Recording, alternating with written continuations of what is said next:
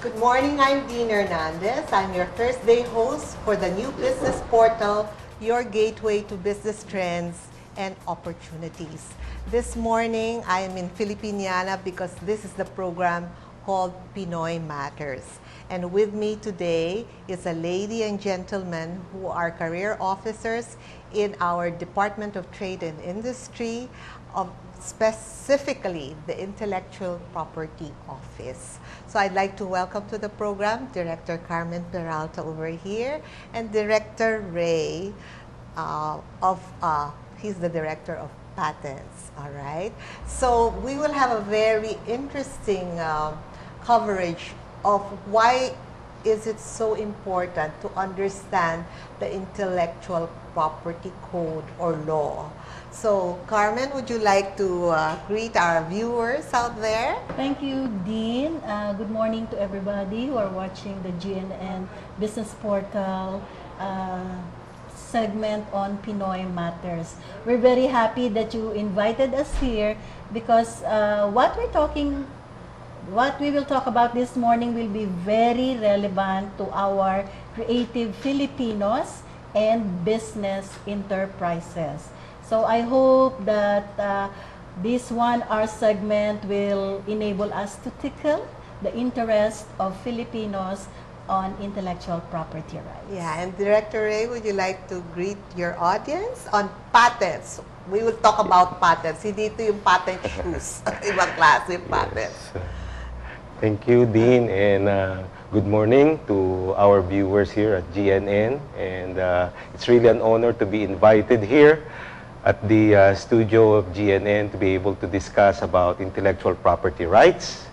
Of course, specifically about what can be patented or protected by patent. Well, our guests were brought to us by Filipino Innovations because precisely we're trying to stir up the creativity of the Filipino nation. From all ages, we have beautiful ideas. We probably have made new technologies, and here to talk about it is Director Carmen, Director Ray, to enlighten us on how we can maximize our rights on intellectual property. So Director Carmen, what is this intellectual property code all about? Why do you have an office called the Intellectual Property Office in the Department of Trade and Industry? Okay. The Intellectual Property Code of the Philippines, or Republic Act 8293, is the law embodying the protection of intellectual property rights in the country. So when you say intellectual property rights, these are creation of the human minds. Okay? Inventions, artistic works. Yes, artistic works, and even the trademarks or the brands that companies use. The logos. The logos, even advertising taglines. Yeah, okay. So Campaigns, these yes. are all covered by intellectual property rights. I see. Okay, so when you wake up in the morning until you go to sleep at night, you handle things that are protected or have intellectual property rights in them. So, kasi minsan nasasabi natin na intellectual property rights are only for the inventors, inventors, the authors. Yes. But you'll be surprised by the example that I hope we can talk about later definitely. on in the show. Director Peralta was saying, pati love letters nyo daw pwedeng i-copyright. Yes, it's copyrighted. And if anybody publishes it without your permission or authorization, you can run after them.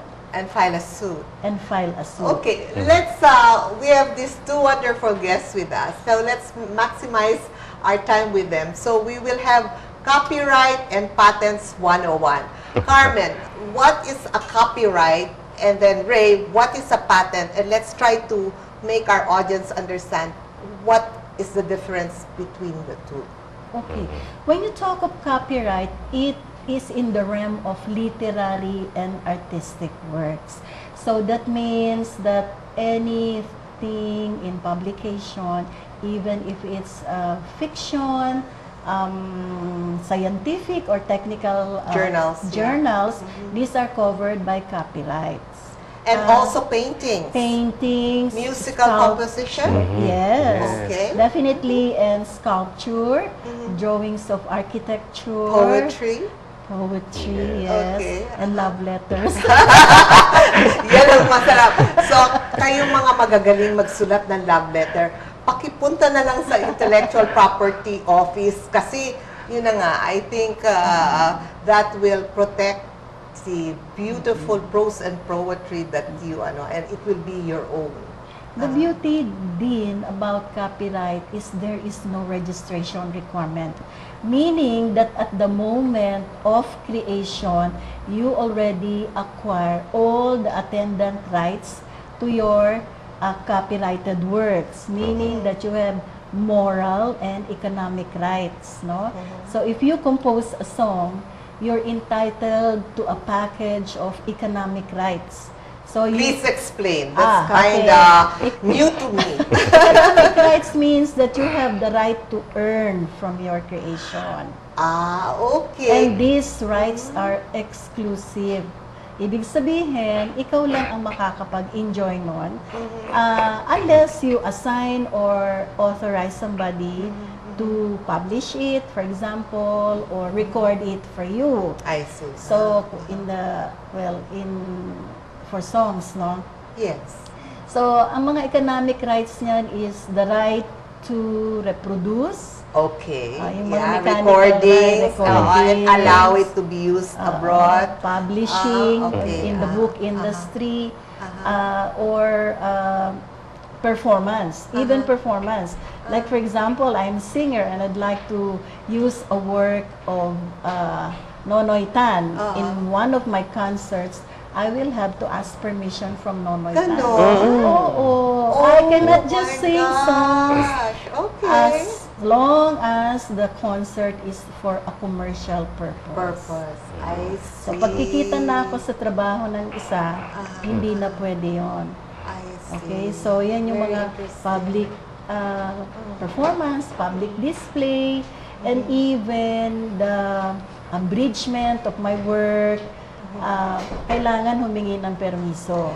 That circle that has the R, what is that? Is that a brand or is that a symbol that a work has been copyrighted? When you see a circle with an R, that's trademarks. Registered. Registered trademarks. But when you see a circle with a C inside, that's on copyrighted works. Okay. Now we go to Director Ray. How is it different, the patent? When is the patent terminology used vis-a-vis the copyrighted works? Yung yung patents, yung diniscuss nga ni Director Beng, yung copyrights. Ngayon kasi may limitation kasi ang protection ng copyright. It's just the expressive feature. So how you expressed it in a book, di ba? Halimbawa, there's a concept that is written in a book, how to make a car or how to make a cell phone, Yes. It's expressed in the book. Pag kinopya yung libro, pwede mong habulin, pati yung expression doon. Pero pag gumawa siya ng kotse at gumawa siya ng cellphone, hindi mo pwedeng habulin. Because it's only the expressive feature, not the implemented idea. I see. So Take when note, audience, it's the implemented. So when you implement the idea expressed in a book, that's no longer the province of copyright. That's the province of industrial property right. First and foremost of which is patent. I see. Let's take for example, I know that the fluorescent light was invented by a Filipino with a surname Flores. Yes. Okay. Would you know what happened? Did he have it patented here in the Philippines? How come it became a European or foreign-owned technology? What would we have advised if you were already in IPO and the originator, creator of the fluorescent light came to you? What would you advise that gentleman to do? Well, I would advise him to file a patent application for his invention, because it's a technical innovation, ano? It's something that's a lot better than incandescent bulb, di ba? Yes. So it's really an improvement of the incandescent bulb. Pero ang nangyari nga, it's a product of a research kasi, I think under the University of the Philippines. At that time, hindi pang ganun kaano yung patenting dito sa Pilipinas. Ano? Kasi the patent law was only passed in 1947. 1947, Yes, I think it was June 6 of 1947. It was signed into law by then President Manuel Rojas. Okay, Yes, alright. ano. So hindi pa ganun ka popular ang patenting nung time na yun. Pero kung ngayon siya nabuhay, at na-imbento yung fluorescent lamp, I would really encourage him to file a patent. First and foremost, para meron kang monopoly. Meaning, okay, explain the concept of monopoly. Meaning, well, Beng was saying that you can earn from it, and if anybody uses it, you are supposed to get compensated for it. Yes. What else are the economic rights of a person? Kasi nga naman, ikaw nag-imbento niyan. Naisip mo yan, walang ibang taong nakaisip niyan ngayon. Ngayon, ang gobyerno natin, pinuprotektahan yung mga ganyang klaseng pag-aari or intellectual property rights nga. It's something not yet present, but you put it into the system, it's really something new. So, you should have your own certificate of ownership. That's why you call land title a land patent. Di ba? Okay. A land patent is you put boundaries on a particular piece of land to the world, and then you ask permission from the government, and the government gives you permission to own that land. Di ba? In the same way, we have letters patent. Tinatawag natin letters patent. Yun nga, for invention. Hindi love letters ito. Hindi. Kasi ibig sabihin lang naman kasi ng letters patent, it was derived from the Latin, which means, Latin, lettere patente. Okay. So this is processes. So lettere patente means open letter. Okay. So to patent means to open or to disclose. To disclose to the world. To the public, in exchange of the monopoly that the government will grant you for a limited period of time. Yes, Director Ray, bakit limited? Bakit, why not forever? Kasi alam mo, ang tao kasi, development-oriented talaga ang tao eh. Gusto niya palaging nag-i-improve. Okay. Of course, you know of the concept of obsolescence. Okay. Now we know every 60 days may bago na namang laptop or something. Okay. Kasi that's the reason. if you are given protection for, in perpetuity, dadating na yung time na wala na siyang economic life eh. Wala naman bibili niya. Why do you need to protect something that nobody will buy or benefit from it, di ba? Anymore, yeah. Kaya ang patent, talaga 20 years. Usually, parang one generation. Yes, okay. After one 20 generation. years. Ngayon, that's patent. Ibig sabihin, mga inventions. But there are also protection for innovations. May mga innovations, meaning mga improvements dito sa present technology that we have at this time that does not have the nature of invention, but mere improvement. Yung improvement na yun, pwede pa rin yung maprotektahan. Diba? So, well, our GNN audience, we have just discussed patents and copyrights, no? We will now go to examples because, this is something very new to a lot of our GNN audiences. We are partnered with cable networks across the country. In our 7,000 islands, we have more than 40 partners.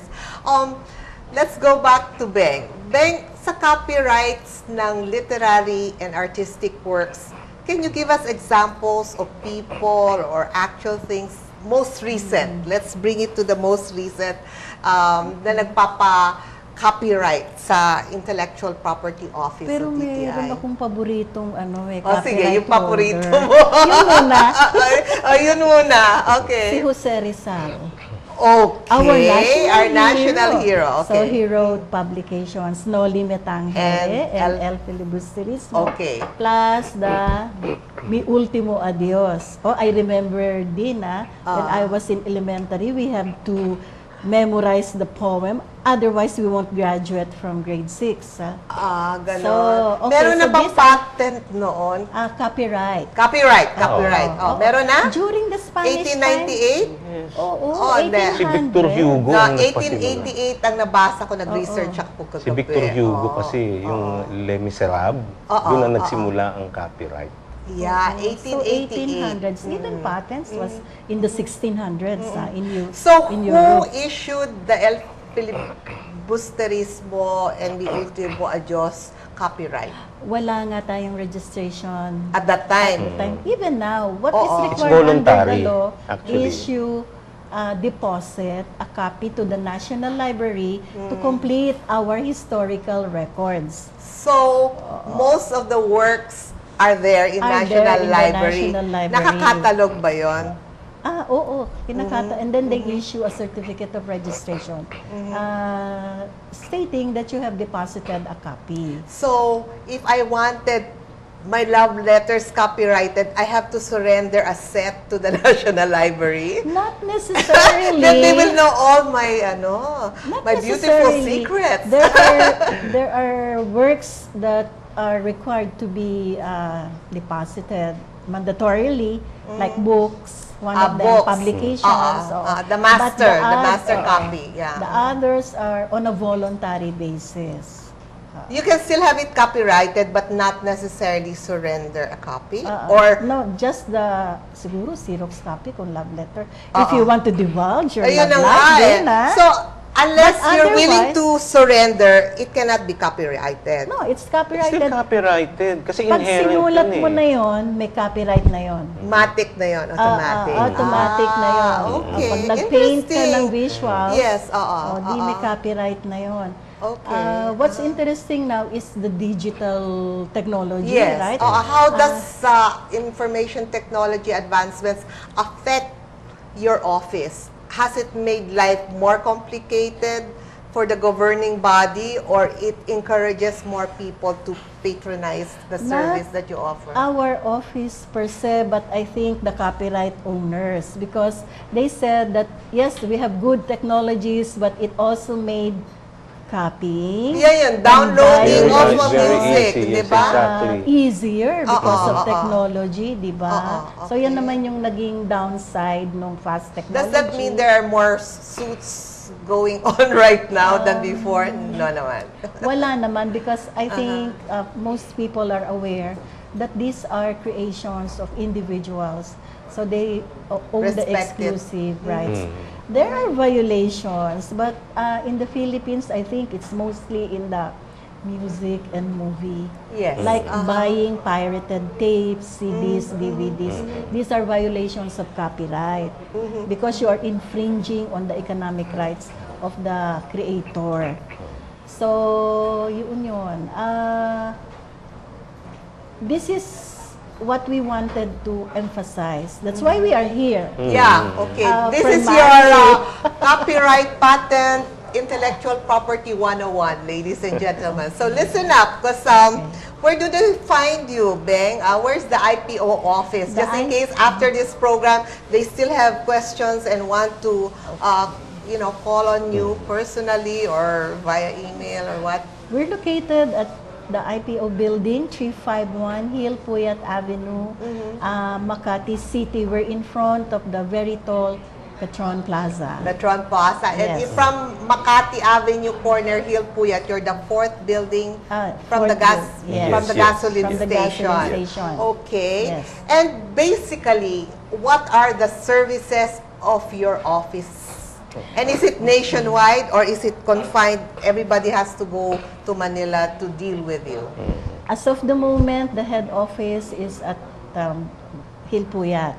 Okay, but we have established satellite offices. Oh, wonderful. Where is this? It's housed with the DTI regional offices in Cebu, Davao, General Santos, Baguio, and Legazpi City. Okay, so for our provincial viewers, all you have to do is look for your regional DTI office and that's where you will find your link to the intellectual property office. Yes, and they can also access our website.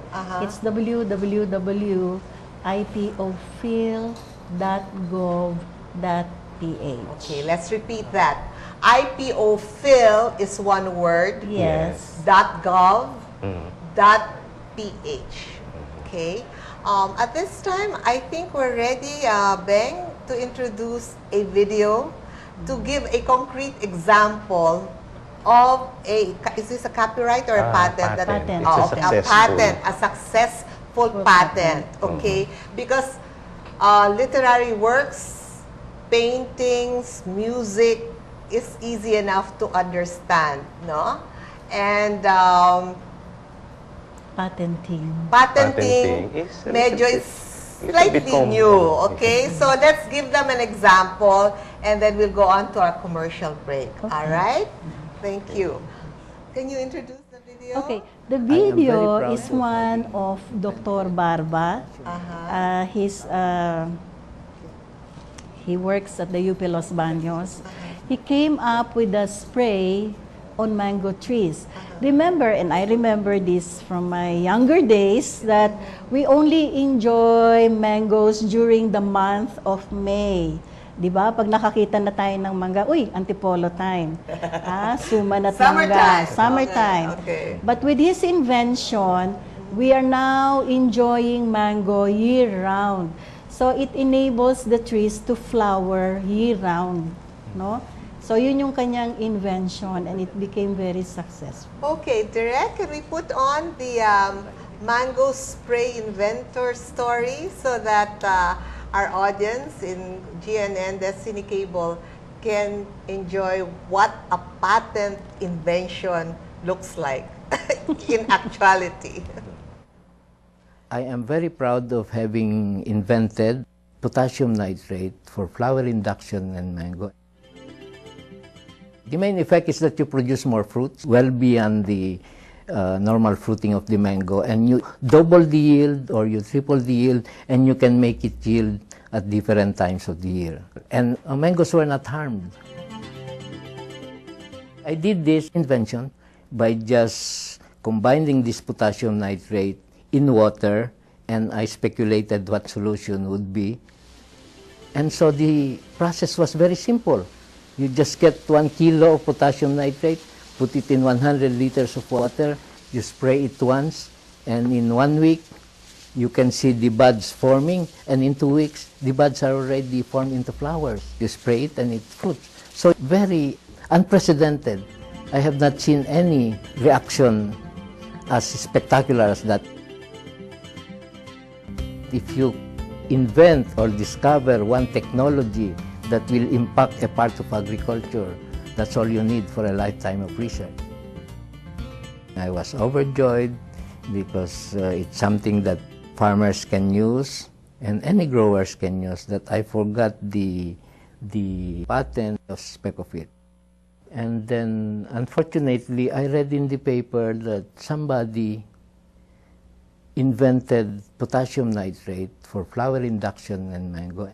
And I said, how can this be patented? I think I discovered it. Everybody in the scientific community thinks I discovered it. I congratulated, and here it's in the paper. So I checked with the patent office, and they were so helpful. Somebody said, oh, there is an application, but there is no patent yet. Fortunately, because of my record, the paper I submitted, the discussion, the patent office easily believed, going through the process of hearing, I had an attorney, we listened, and they really believed that that invention was mine, and they gave me the patent. I learned that patent can do many things. First, it recognizes you, and it gives you proof that you own that thing. What else can you? And then if there's a problem, they protect you. And because creative people now can invent, and the patent will protect it, it gives them inspiration to do some more. I feel happy that the mango is there, and everybody is happy. I can go buy it any time of the year. And indirectly then, you go back and say, oh, some people are benefiting. And it's not only the farmer. People who bring this to the market, people who make these baskets for mango, the processors of mango products. The technology has propelled the mango as a major export of the Philippines. It's even better than banana. People like the mango.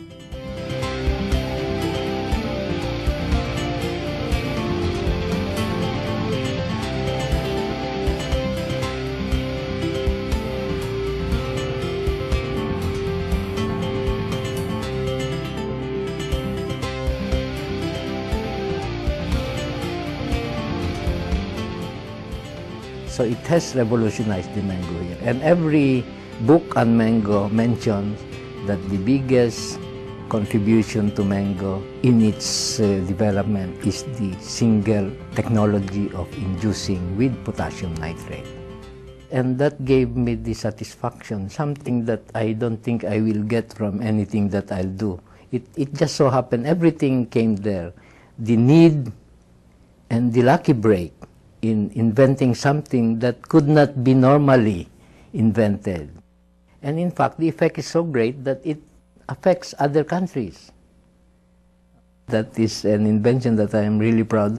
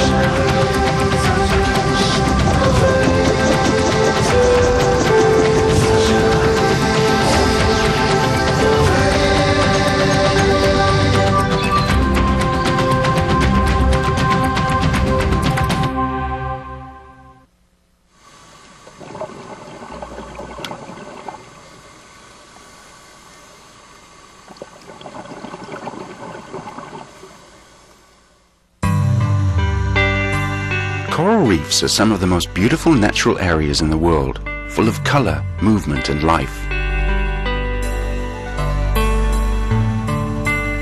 A coral is a simple animal whose body is known as a polyp. Many corals have a stony skeleton that protects their soft tissue. It is these stony skeletons that build the structures known as coral reefs. Coral reefs are enormously rich. No other system, marine or terrestrial, supports as much life. A single reef may provide habitats for several hundred fish species, not to mention thousands of other marvelous sea creatures.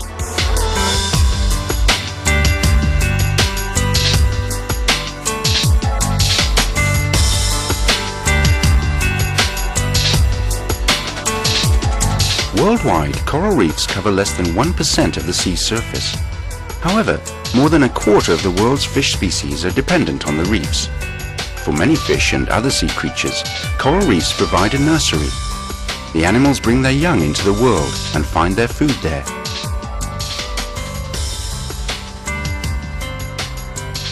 Coral reefs are vital both for ocean health and for people. They account for 10% of the worldwide fish catch. In Southeast Asia, where millions of people depend on the sea for food, as much as 90% of the fish catch comes from coral reefs.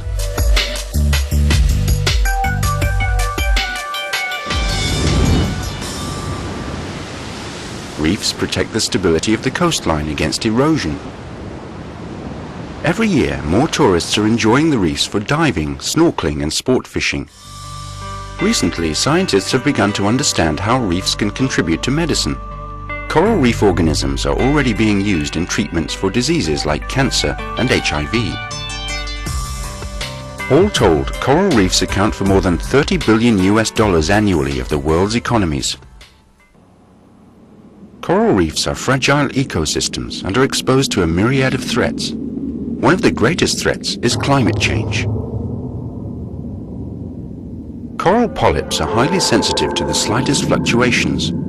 If the temperature increases, the coral loses the algae which give it its color and eventually die. This process is called bleaching. Even a 1 degree increase can be fatal, which happens, for example, when El Nino occurs. Another serious threat to coral reefs is overfishing. Catching too many fish unbalances the ecosystem. Certain fishing techniques can also be catastrophic.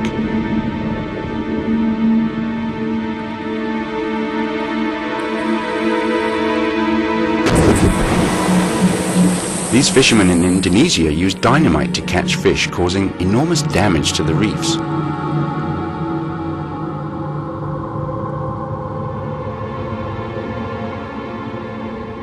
Fishermen also spray cyanide amongst the coral to kill the fish. Ironically, fishermen frequently destroy the very source of their own livelihoods with these methods. Pollution from oil refineries and other industries also threaten the coral. Irresponsible tourism also takes its toll. Hotel chains, built along tropical beaches and sometimes even on the reefs themselves, often release raw sewage and other waste. Agricultural fertilizers and pesticides cause another type of pollution as they wash off the land into rivers and eventually smother the coral. Coral is very fragile and vitally important to the health of tropical coastal systems, so it must be protected. This can be done by working with communities and industry to fish more sustainably and with governments to create appropriate legislation. Coral can also be protected by the Declaration of Marine Protected Areas. In these protected areas, threats can be tackled by better rules and enforcement, and improved cooperation among stakeholders who depend on the reefs. Because the coral in protected areas faces fewer local threats, it remains healthier and better able to withstand global threats such as climate change. Protected status does not have to mean that the area is closed to the public. In many cases, communities can still fish and tourists can continue to visit, as long as all parties are conscious of their responsibility to minimize impact. Today, the world's coral reefs are in danger. Almost 30% of the reefs have already been badly damaged. If current developments continue, another 30% will be lost in as little as 30 years. This is the basis for WWF's Global Corals Initiative. WWF works at all levels, appealing to decision makers worldwide to designate and support more protected areas. WWF is also active in the field, carrying out projects for the conservation of the coral reefs. Currently, less than 1% of the world's seas are protected, compared to more than 10% of land areas. WWF is active worldwide in more than 60 projects to protect the coral. But there's a lot more to be done, and WWF can't do it alone. Our partners have always been integral to our corals conservation work, and we're counting on your support too. Only by working together can we secure the future of our planet's important coral reef systems. For more information, surf to panda.org/coral and see how you can help to give the coral back its color.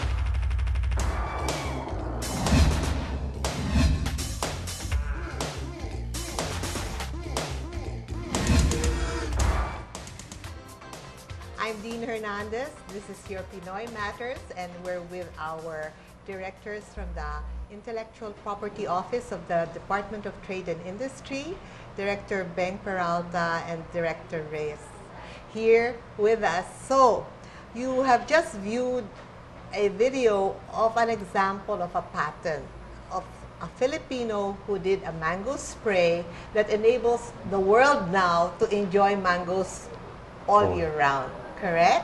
I'd like to shift the discussion now to copyright models, okay? Ben, you said you were going to share with us some stories on your favorite examples of people who have taken advantage of the copyright privilege. Okay. Mga success stories dyan, like Ryan Cayabyab, Oh, prolific okay. composer of music, di ba? Okay. And then in the performance area, we have Lea Salonga. So the way she World-class. sings, the way she sings a song is copyrighted. Yes, Yes. it's a Okay. performers' rights ang tawag doon. Okay. Even broadcast organizations would have copyright over their broadcasted work. So Kung this sila yung show is, I can nag-produce. have this copyrighted or GNN. The broadcast. The broadcast. Oh, okay. All Station. right. So, yan yung mga example ng copyrights. Like in the visual arts, we have Amor Solo, paintings. So paintings. Paintings, and then architectural designs. Uh-huh. Di ba? Very creative ngayon yung ating mga architects on the designs of buildings. What about little children's paintings? Can their parents have the work of their children copyrighted? Yes. In fact, for the past 3 years, we have been conducting this poster contest, and you can be amazed on the visual works of children in high school. We are very mature talented people. arts, Yes. even in the digital arts, meaning using the computer to create paintings. Very talented. So, talagang totoo yung Filipinos are talented and creative. But you know, Beng, Pray, ngayon ko lang nadinig ang IPO. Where have you been hiding all this time? Or wala lang kayong advertising budget? Because I don't think a lot of Filipinos know that there is such a thing as IPO. Kasi normally, IPO is associated with stock issuance, public stock, no? Initial public offering. Di ba? So, yung jargon natin, hindi po to IPO na initial public offering of a company that wants to go on public stock format. That's funny, Dean, no? Because when we started with IPO in 1998, friends would ask me, where do you work? And alam mo, haba-haba ng intellectual property office. So I would just say IPO. Oh, you're with an initial public offering. Yeah, that's it. Sabi ko, no. Yeah, exactly. We need to educate our Filipino citizenry that IPO means Intellectual Property Office. Yes. Okay, remember that, GNN subscribers. So, any other examples, In Ben? the copyright area. Yeah, Okay. So, music, performance, literary work. We have a lot of local authors who also do good novels, scientific works, no? But let me transfer to another area of Yes. IP, which is trademark. Okay, let's talk about trademarks. Kasi we've seen corporate logos. Are those Yes. considered trademarks? Yes. Okay, what Anything else? that will distinguish your company, your service from others in the market is your trademark, service mark, or brand name as we know it. And how long is the tenure of the copyright on a trademark? Upon registration, you are given 10 years protection, exclusive. Okay, after Yes. 10 years, somebody You can borrow it renew already. it. Another. In perpetuity. In perpetuity. Yes. So this is the okay. difference between patents and trademarks. In trademarks, as long as you use your mark in business, you can renew for successive 10-year I see. periods. Like for example, when the Philippines celebrated its centennial year, San Miguel Trademark celebrated its 100 year of use in the country. Oh, Together I with see, yung Tabacalera. I see. Yun, oo. So, marami na tayong trademarks na Okay, but I think also we discussed obsolescence as to why there's no real need for perpetual open-ended. It's because of the obsolescence factor.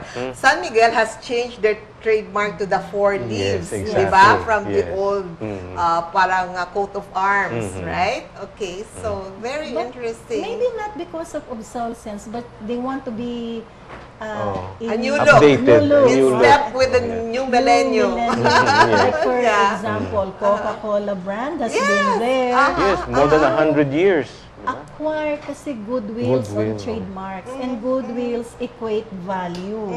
So like for example, it is stated, or statistics says that Coca-Cola brand, the brand alone is worth 67 billion. Yeah, the US goodwill and the, goodwill yeah, attached to okay, it, no? alright. It's So even that's the more than importance of all their trademarks physical to a assets. company.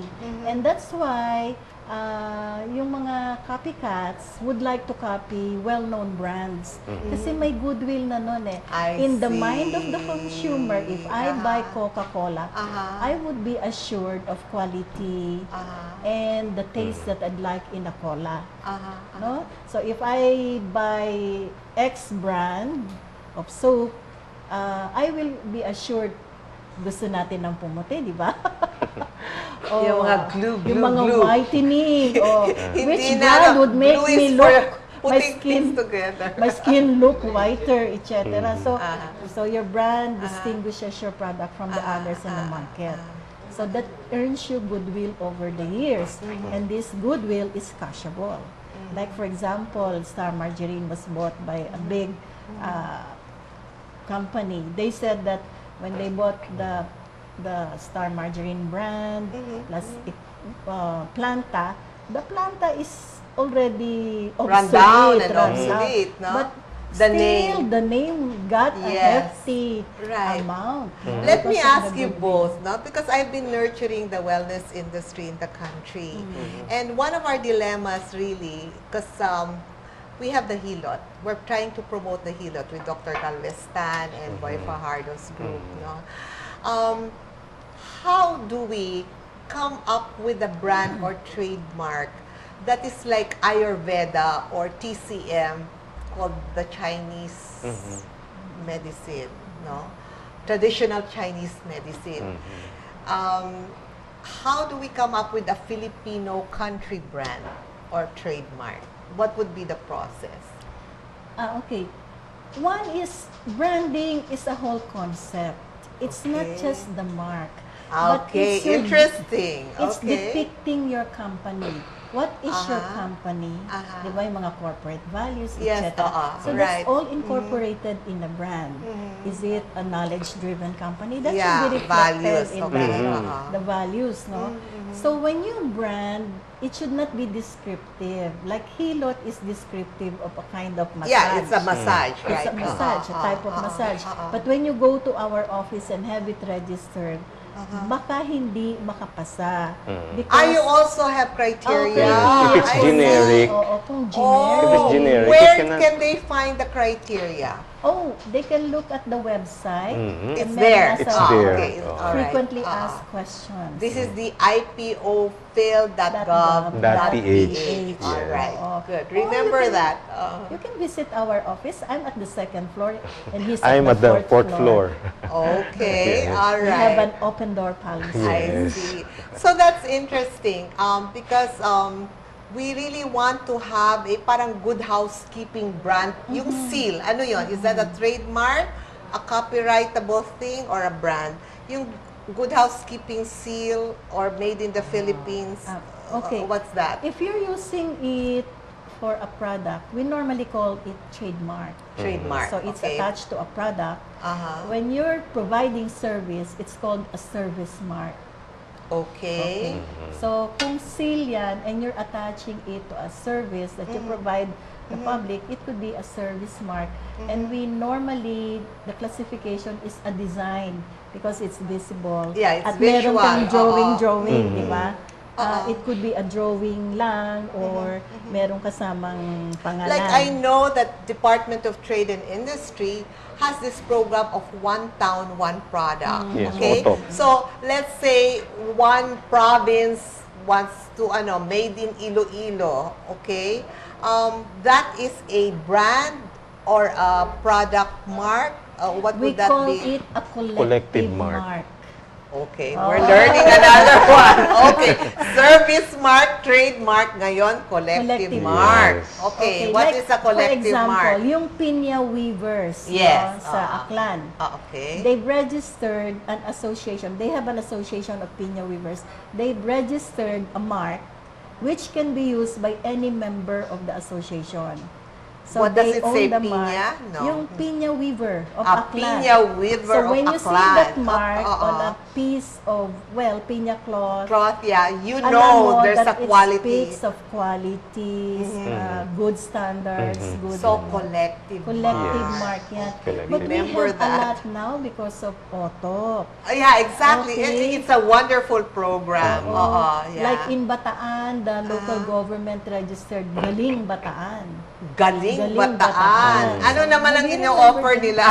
Services? Yung mga auto products nila, pwede I nilang see. i-attach yun. Mhm. It's owned by the local government. Yes.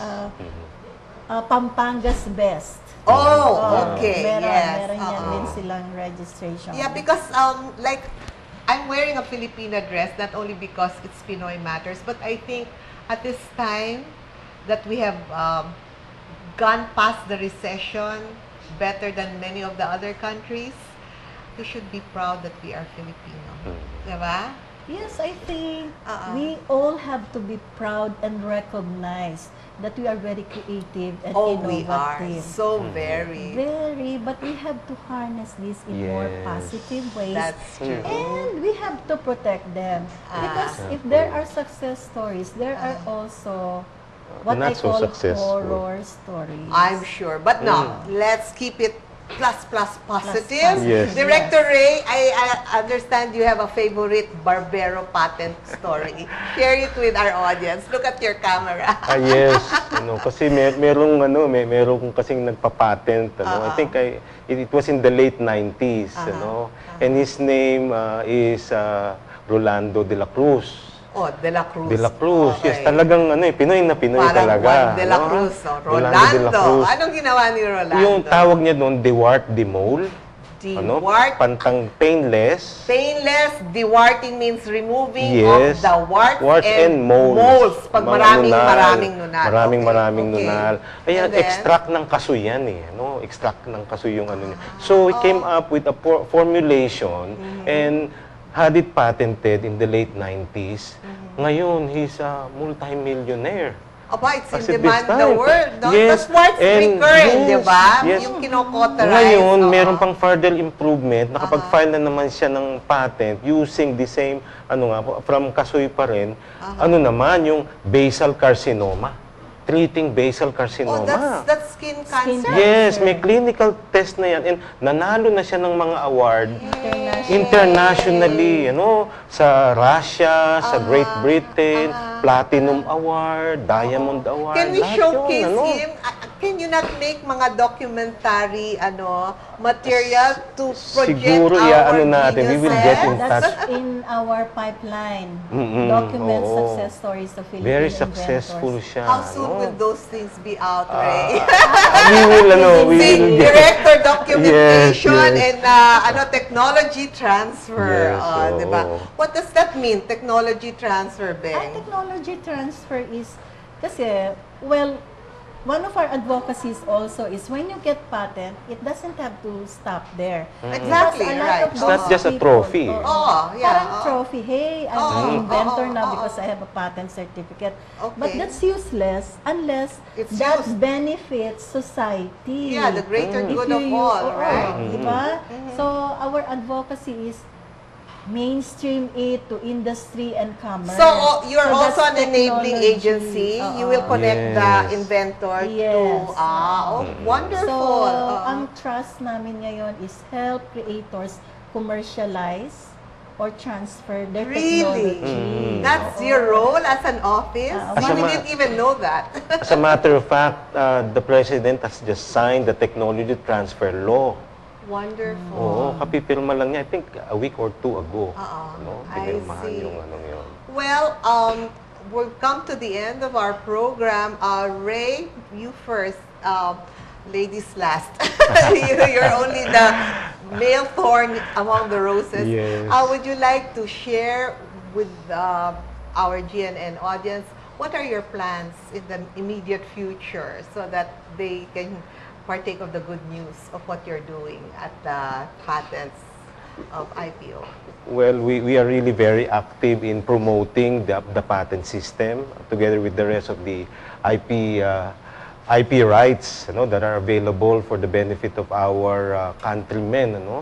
Talagang very important talaga na maprotektahan natin yung mga creations natin. Kasi there is what we call an IP cycle. Creation, protection, and then commercialization.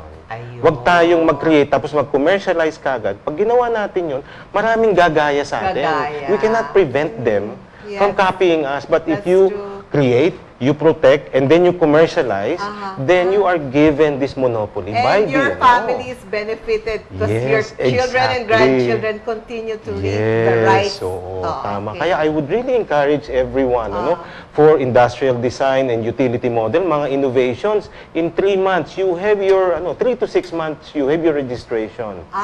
For a okay. patent, well, we can grant it to you as early as 2.5 years kasi mga mga technologies Yes. to about 4 years if it is really complicated, pero we really need to to protect our properties in the same way that we want to protect our piece of property, mga real estate property, intellectual property should also be Has a lot of registered value. with the government so that we can have Protect. this economic, social Growth rights and and everything development. that goes with it. Si Director Beng naman, you are in charge of documentation and technology transfer. What is in the offing going forward for your unit? Okay. Our advocacies or programs include IP enabling universities and research and Oh, wonderful. You work development with them. institutions. So we work with them. When we started with the advocacy, we only had 3 universities in the entire Philippines with IP policies, but now we have 30. So 30. Are these state colleges or university, or you also work with private colleges? we also work with private colleges. All right. And the next step will be the commercialization phase, helping them commercialize what they have created. Because unless it's, I said, flowed back to society, it's useless. It's nice on paper, but nobody's benefiting from it. So these are some of our advocacies. We have also for the young, like the poster making contest. For the young For children. the young children. Okay. Well, that's and we wonderful. have an ALAB art space at IPO Phil building. It's a gallery for To- upcoming painters to use free Wonderful. of charge. That's All right. our public outreach. Okay, And- so that yes. will enable our viewers to start displaying their artworks in your office? Yes. Is it in your office? Yes, we have you that can ALAB make art space. arrangements with us. And don't let your business be generic, meaning that you brand them, you put marks and service and trademarks on your products, because otherwise you're just one of the Me Too products. na Me lang too, yun. gaya-gaya Mm. products. Gaya-gaya Well, products. we've come to the end of our segment, and I'd like to thank our sponsor, the Longi Prima Donna. It's in a class of its own.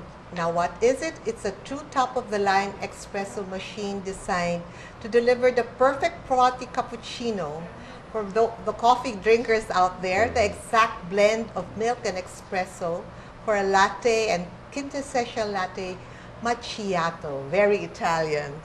All at the touch of a predetermined yet fully programmable set of buttons. Total coffee luxury without the fuss. I'm sure our Cafe Barako and our native coffee beans would do very well with an espresso machine like the DeLonghi Prima Donna. I'd like to say goodbye now. Thank you for joining the Pinoy Matters initial show. After Easter, this is a new beginning for us, and we hope you keep on watching every Thursday. I'm your anchor, Deanne Hernandez. I'll see you again at 9:30 next Thursday and every Thursday thereafter. Keep on smiling. We will now have a summary video of what we discussed today. So until the next week, have a good week ahead and keep smiling. I'm Deanne Hernandez. Take care.